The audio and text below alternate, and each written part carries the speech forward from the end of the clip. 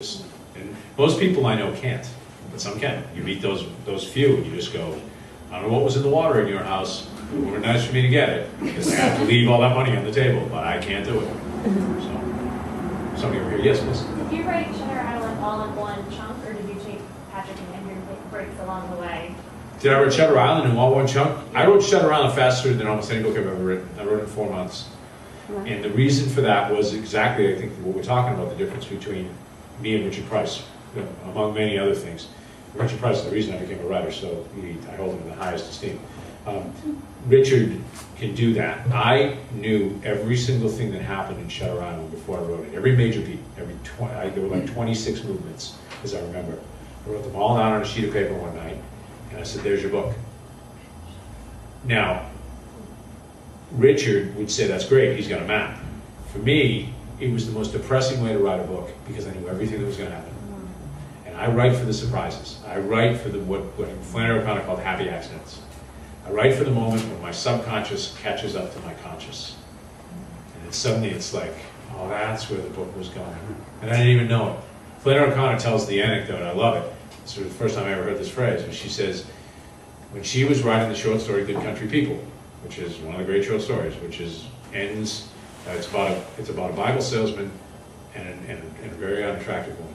And at the end of the story, the Bible salesman seduces the woman at the top of it in a loft in a barn and steals her wooden leg. She has a wooden leg.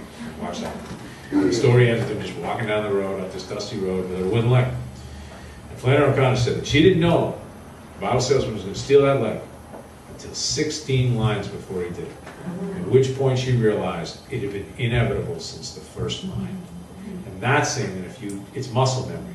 If you train yourself, if you write all the time, if you follow the discipline, do everything you're supposed to do, you can get to the point where you can trust your subconscious. And your subconscious will do amazing things for you. Really cool things that you just never saw coming. And then you go, oh, that was great. And the trick is you got to listen for that moment, because you'll come to these forks in the road, and if you're doing it enough, if you've done it enough, you recognize the fork.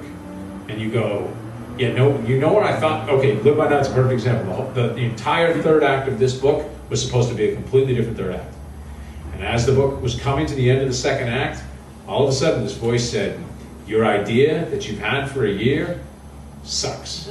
It's just not good. It's wrong for this book. It may be good for another book, but it's wrong for this book. And this is where you need to, I only lost one day. And then I went, no, trust the voice, it's been working really good so far. And the voice said, go this way. And I went, that's the way I'm going. And I finished the book, from that point, I think I finished the book in 2 weeks. So, I write for that. So when I was writing Shutter Island, I knew everything that was going to happen. I knew all the major beats. I knew the punchline, which was really tough emotionally. Because I won't spoil anything except to say, you should know this if you're reading a Gothic, it will not end well. And I knew writing that book, this is going to end badly. And so I'm writing along.